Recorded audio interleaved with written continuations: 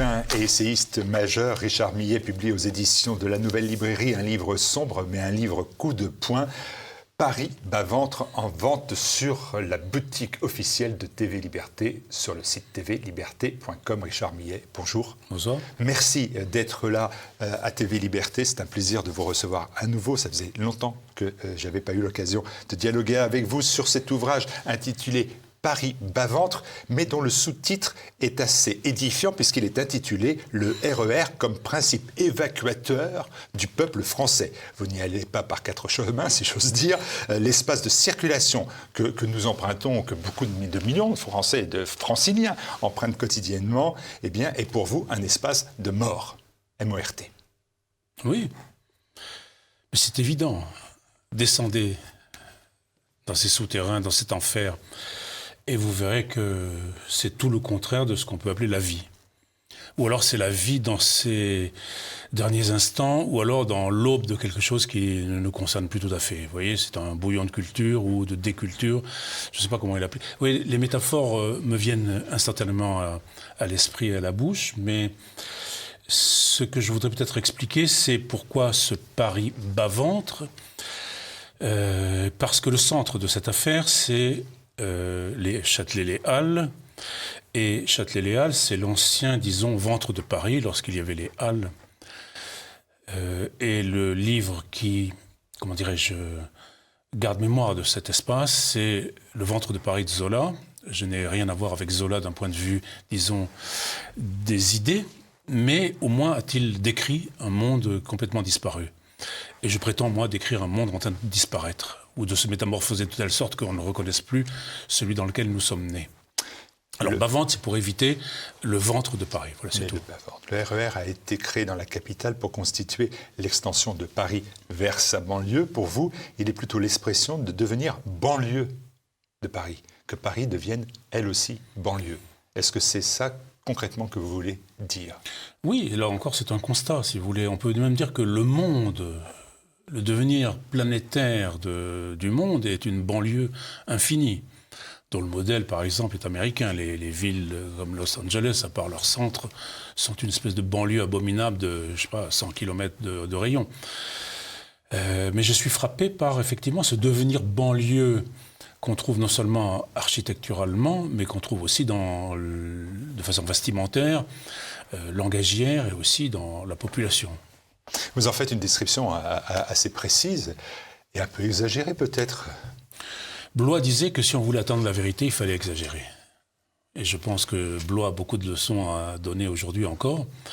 Donc je ne fais que pousser parfois le bouchon un peu loin, mais parfois c'est le bouchon qui me pousse aussi. C'est-à-dire que ce qu'on voit dans le métro, et plus particulièrement dans le RER, est tellement abominable par moments que... En quoi c'est abominable, dites-moi?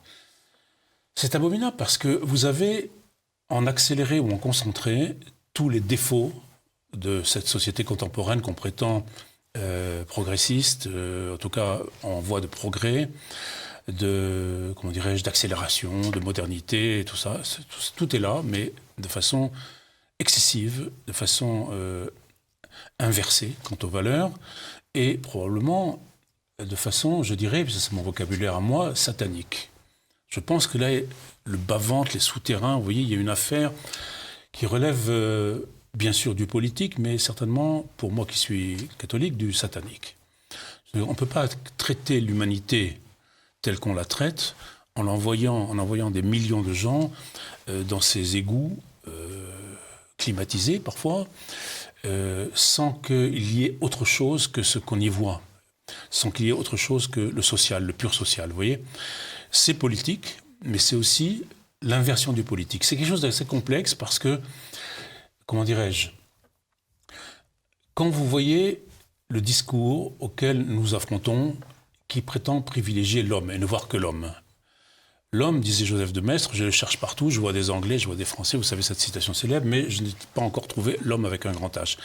Eh bien moi non plus, je ne trouve jamais l'homme, mais je vois un conglomérat de dizaines de nationalités, d'ethnies et de races qui n'ont rien à voir les unes avec les autres et qui n'ont rien à faire ensemble, sauf sous la férule du capitalisme mondialisé. Et là, je trouve que c'est une abomination, mais une abomination pour tout le monde, pour ces gens-là, comme pour nous. La salle des échanges au Châtelet, vous dites que c'est la grotte Chauvet de l'inhumanité. Oui, c'est ce que je viens de dire, c'est inhumain. Je veux dire, vous me disiez tout à l'heure que vous avez pris une seule fois le RER, je vous comprends, quelle chance vous avez. Les dernières années, oui. Voilà, moi je le prends régulièrement et d'abord il y a une dimension irrespirable. L'air est absolument abominable. Ensuite, on va essayer de ne pas être trop politiquement incorrect. Je vous dis, la pression migratoire est encore plus concentrée dans ces endroits qu'elle ne l'est ailleurs. Et donc, quand vous êtes, comme je l'ai souvent dit, ça m'a valu des injures à n'en plus finir, le seul ou quasiment le seul blanc au milieu d'autres ethnies que je ne nommerai pas, car je n'ai pas le droit, là, vous posez des questions. Où est l'humanité ? Mais pas seulement l'humanité de l'autre ou l'inhumanité de l'autre, mais la mienne et celle de l'autre aussi. Vous voyez, on ne sait plus qui est humain, qui n'est pas humain. Est-ce que c'est du matériel humain ? Est-ce que nous sommes encore des hommes ? Je n'en sais rien. J'étais tenté de vous dire, bon, c'est un lieu de circulation. Voilà, on ne juge pas de la qualité d'un peuple et d'une nation dans sa gare, dans ses couloirs ou dans ses aéroports. Mais vous répondez dans le livre à cela en disant, mais finalement, quand je me retrouve à l'extérieur, c'est-à-dire quand je remonte de l'enfer, eh bien, je découvre là, en ce qui concerne Paris, une ville, le terme même populaire aujourd'hui, c'est saccagé, saccage Paris, donc saccagé, mais vous dites-vous, Paris est devenu un musée et un égout à ciel ouvert, en même temps. Oui, en même temps. Vous avez le centre de Paris qui est à peu près muséifié et livré au commerce, disons, de luxe ou de demi-luxe, et le reste qui est, envahi de, on ne peut pas nommer, mais bon, de R, de N, de A. Donc des poubelles, enfin bon, les tags. Personne ne parle jamais des tags. Moi, je suis effrayé par la dimension, mais planétaire de cette infection. Qu'est-ce que c'est que cette espèce de, comment dirais-je, de signature, puisque c'est le mot, de signature à la fois anonyme et décervelée. Vous voyez, qui... Bon. C'est pas spécifique à Paris, vous l'avez dit. Non, mais c'est planétaire, comme j'ai dit. Toutes les villes. Et c'est ça qui m'intéresse peut-être aussi, c'est que, pour vous répondre, le RER, que vous sortiez, que vous soyez à l'intérieur, n'est que la confirmation ou l'accélération, la circulation accélérée, disons, de ce devenir planétaire de quelque chose qui, à mon avis, n'a plus tout à fait à voir avec ce que nous appelons l'être humain. Alors, vous insistez sur le caractère méconnaissable de Paris, du peuple de Paris, mais vous étendez votre jugement d'ailleurs à l'ensemble du peuple français. Vous dites que le peuple français est entré en amnésie. J'ai fait partie d'un peuple qu'on appelait français et qui est à présent le contraire d'une nation. Ben oui, mais écoutez, regardez les composantes de la population. Je ne suis pas d'accord avec ce qu'on me présente et ce qu'on peut appeler un peuple. Ce n'est pas un peuple. C'est une mosaïque communautariste, forcée. Ce n'est plus un peuple, y compris pour les Français. Ils ne se sentent plus un peuple. Est-ce que c'est valable dans la capitale ? Est-ce que ce n'est pas une vision parisiano-parisienne ?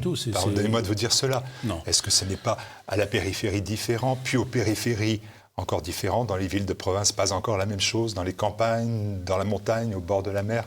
C'est pas le même... Si vous allez chercher, certains endroits sont peut-être encore préservés, disons, de l'immigration de masse. En réalité, c'est partout. Vous savez très bien que le gouvernement répartit les migrants partout. En Corrèze, dans des villages de 150 habitants, vous avez toujours une famille de Syriens ou de... Partout, c'est partout. C'est une volonté de peuplement, c'est une néocolonisation forcée de ce pays. L'Allemagne, qui a reçu 1,5 million de Syriens. Pour vous, l'altération profonde infligée au peuple français est due, on le voit bien, vous le dites, à la masse migratoire qui lui a été imposée. Pourtant, tout au long de cet ouvrage serré, chaque mot a du sens, vous semblez en vouloir plus aux Français qui ont accepté finalement cet état de fait qu'aux étrangers eux-mêmes. Vous dites d'ailleurs les barbares ne sont pas forcément les étrangers. Barbares au sens grec du terme, étranger. Oui. Le barbare chez les Grecs, c'est celui qui ne parlait pas grec, tout simplement. Il se trouve que j'ai été élevé, j'ai grandi au Liban, donc le cosmopolitisme, je connais ça, c'est ma tasse de thé, si vous voulez. Donc je connais Les mosaïques, vous connaissez. Voilà, les mosaïques, je connais. Je sais aussi que ça ne marche pas. Regardez l'état dans lequel est le Liban aujourd'hui. La Yougoslavie, ça ne marche pas. Sans Tito, ça ne marche plus, etc. On serait bien bête d'en vouloir aux réfugiés, à ces gens qui essayent de venir profiter de la CAF, de la Sécu et tout ça. Ce sont les tièdes, ce sont les indifférents, c'est les petits bourgeois planétaires, cette fois, à qui j'en veux. Vous voyez, c'est ces gens qui se disent, après tout, puisqu'on ne peut pas lutter, puisque la 17e chambre correctionnelle est au bout du couloir, puisqu'on ne peut rien faire, la LICRA, les ligues, tout ce que vous voulez, nous empêche de parler, eh bien, on ne fait rien. Mais en ne faisant rien, ils acceptent. Ils acceptent, c'est tout. De toute façon, qu'est-ce que vous voulez faire quand même les empires industriels, de luxe, etc., vont dans ce sens-là? Qu'est-ce que vous voulez faire? Alors comment leur en vouloir? Aux immigrés? Aux petits bourgeois? C'est au-dessus d'eux, les élites. Je ne sais pas, j'ai un vieux fond peut-être catholique, ou peut-être le prof que j'ai été autrefois dit que l'individu peut-être peut sauver un groupe. Vous voyez, j'ai toujours ce sentiment-là. J'ai toujours ce sentiment-là. La nation des nés français est à présent sans mémoire. Les Français acceptent d'être remplacés de toutes les façons, dans toutes les façons. Oui. C'est la confirmation de ce que vous venez de me dire? Oui, mais je crois que les gens s'en foutent complètement. Il n'y a pas d'autre mot, pardonnez-moi. Je pense que maintenant, on leur dit, regardez l'équipe de France, vous voyez, plus personne ne se soucie de savoir qui est qui, si les prénoms sont français, si ces gens sont intégrés, si ce sont des mercenaires, s'ils ont été naturalisés 15 jours avant. On regarde s'ils chantent la Marseillaise, on voit qu'ils sont aux couleurs de la nation. Ils ne chantent pas la Marseillaise. Ils jouent pour que la France gagne ou perde? Non, je pense qu'ils jouent pour que la France perde. C'est tout à fait différent d'ailleurs. Ils ont bien joué là alors. Voilà. Est-ce conglomérat liquide en lieu et place d'un peuple quasi liquidé? Alors c'est votre vision, elle est quand même très pessimiste. Je redis à nouveau le mot exagéré, si elle est avérée. Pourquoi évoquer alors plusieurs fois le risque d'une guerre civile? Parce que pour qu'il y ait une guerre civile, il faut qu'il y ait des combattants qui ne soient pas issus d'un conglomérat liquide. C'est pas contre eux. Parce que là, il y a encore constamment... ce qu'on peut appeler guerre civile, n'allons pas tomber dans la guerre civile du Liban ou de la Yougoslavie. C'est pas ça que je veux dire. Je dis par guerre civile, ce combat quasi quotidien contre, par exemple, des assesseurs enturbanés, vous voyez, pendant les élections, etc., etc., les cantines halal ou pas halal, ça c'est déjà de la guerre civile, on est dedans. Lorsque vous êtes un peuple et que vous êtes obligé de vous battre constamment pour que des étrangers ne vous imposent pas leur religion, leur façon de voir, qui tend à être de plus en plus dominante, ça c'est déjà des faits de guerre civile. Voilà, on est déjà dedans.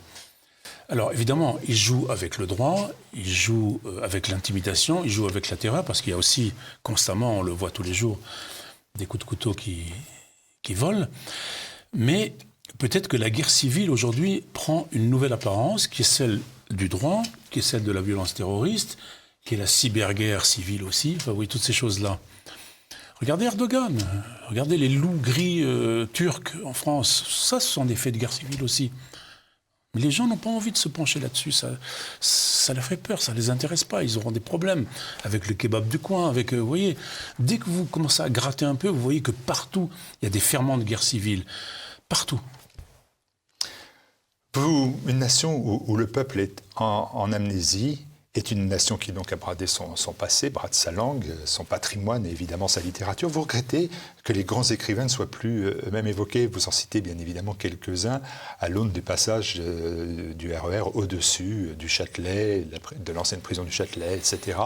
Est-ce que c'est cette question de transmission qui n'existe plus qui vous touche comme écrivain? Ça me touche considérablement parce que je veux dire que la langue est peut-être l'ultime ferment d'unité qui pouvait rester à un peuple. À partir du moment où la langue se délite, je ne suis pas du tout le premier à le dire, Orwell l'avait très bien dit, vous avez toutes les possibilités de totalitarisme qui arrivent. Voilà, on le sait, on l'a compris, sauf que nous sommes dans une volonté, là encore, de présentification absolue, c'est-à-dire que Pourquoi s'intéresser au passé puisqu'il n'est pas rentable, à part quelques muséifications? Vous voyez, ce n'est pas rentable le passé. Le futur, on ne sait pas très bien ce que ça sera, donc occupons-nous du présent, qui est le néant absolu, mais qui nous permet peut-être de jouir un peu de toutes les façons, etc. Or, la politique aujourd'hui, c'est ça, c'est un aménagement du jouir général dans le présent. Le reste, on s'en moque éperdument. Donc la langue, quel intérêt? Les écrivains, quel intérêt? Essayez de parler autour de vous. Qui a lu Chateaubriand? Presque personne. Je ne parle même pas de Zola. Zola... Attention qu'on l'ait beaucoup lu. Obligatoire à l'école, je pense. Vous dites aussi que l'ex-nation littéraire française impose que tout point de vue au grand consensus mondialiste est un outrage aux nouvelles mœurs. Et vous en prenez tout particulièrement à Leïla Slimani, qui n'en demandait pas tant, dites-moi. Non, je ne m'en prends pas à elle. Il se trouve que lorsque j'écrivais ce livre, il y avait dans la rue des panneaux publicitaires vantant son dernier ouvrage, c'est tout. Donc je me dis, mais qu'est-ce que c'est que ça? Est-ce que c'est... Moi, je ne crois pas beaucoup au hasard, je crois beaucoup aux signes. J'aime beaucoup lire les signes. Je fais une espèce de sémiologie, si vous voulez, affective comme ça, et sensuelle et immédiate des choses dans la rue. Et dans le RAE aussi. Et donc j'ai trouvé que ce n'était pas anodin qu'il y ait cette romancière, je ne dirais pas écrivaine, romancière comme ça, qui pavoise au moment où j'allais parler du RER. Je trouvais que c'était un symbole une starlette littéraire, vous voyez, dont l'œuvre est à peu près insignifiante, mais qui est louée pour des raisons extra-littéraires par la presse officielle. Donc, je trouvais que ça allait bien avec le reste. Vous en prenez encore à une femme écrivaine. Ça vous a déjà porté malheur une fois? Mais il se trouve que la plupart des... Je fais exprès écrivaine, je précise. Oui, j'ai bien compris pourquoi. Non, il se trouve que je pense que l'édition aujourd'hui est aux mains des femmes, de plus en plus, et le roman, lui aussi. Donc, je n'ai rien contre ces personnes. Personnellement, je ne les connais pas, je n'ai jamais rencontré. Il y a des belles romancières quand même, dites-moi, rassurez-moi. Des femmes romanciers de talent, ça existe. Ah oui? Donnez-moi des noms. Non, c'est à vous de me les donner, c'est vous qui avez travaillé chez Gallimard, pas moi. Oui, mais ça commence à... Non, j'aimais beaucoup Marguerite Duras, mais elle est morte depuis un certain temps. Hein, donc, je ne suis pas convaincu par la production actuelle, c'est tout. J'espère qu'il y en aura. Mais là, on est dans l'idéologie, vous voyez. Slimani, c'est de l'idéologie, c'est pas de la création pure. Elle a été choisie par Macron pour représenter la langue française à l'étranger, etc. Vous voyez, on est dans la politique, on est dans l'idéologie, on n'est pas dans la littérature, c'est tout à fait autre chose. D'où l'œuvre insignifiante. Insignifiant parce que sa prose est insignifiante. Enfin, lisez deux lignes et vous verrez que ce n'est rien. Mais comme la plupart des gens, pas spécialement elles qui écrivent. Donc il faut que je passe dans le RER à 18h avec un livre de Leïla. Voilà, et là, j'ai bien noté. J'aimerais voir votre tête en sortant. Je téléphonerai. Dans l'ex-nation littéraire française, ce que vous appelez le bannissement des dissidents existe. Vous avez été, bien évidemment, je parlais de Gallimard, vous avez été victime de bannissement de ce qui fut une prestigieuse maison d'édition, Gallimard, je l'ai dit. Cette blessure chez vous, elle n'est toujours pas refermée dans la réalité. C'est pas une question de blessure, c'est que Avanie, injustice. Je n'ai plus d'éditeur depuis la mort de Pierre-Guillaume Deroux, donc à part la Nouvelle Librairie pour ce livre, donc. Parce que vous publiez chez Gallimard, une fois que vous avez été banni de chez Gallimard, vous avez trouvé refuge chez Pierre-Guillaume Deroux, qui était un éditeur courageux et qui donc n'a pas hésité. C'était le dernier éditeur, disons, libre, j'allais dire à l'ancienne, c'est-à-dire que généraliste, vous voyez, qui publiait aussi bien des essais que des romans, des nouvelles, etc. Maintenant, vous avez une spécialisation des choses. La Nouvelle Librairie est beaucoup plus spécialisée dans des essais, des textes, disons, plus incisifs, vous voyez. Et donc là, oui, je n'ai plus d'éditeur, mais... Vous savez que là, hier, Éric Zemmour a été banni de chez Albin Michel pour tel ou tel motif. Qu'est-ce que vous pensez de cette exclusion? Je suis d'abord un peu étonné parce que quand on a publié le Suicide français, pourquoi ne pas publier le reste? La raison qu'ils ont invoquée, à savoir qu'il était sur le point de se présenter aux élections présidentielles, me paraît idiote. Je ne vois pas pourquoi... J'avoue que je ne comprends pas bien. Il y a peut-être des pressions. Quand on vend 500 000 exemplaires dans une maison d'édition, on peut en être viré quand même. La preuve. Mais je pense que les pressions sont encore plus importantes que ce qu'on imagine.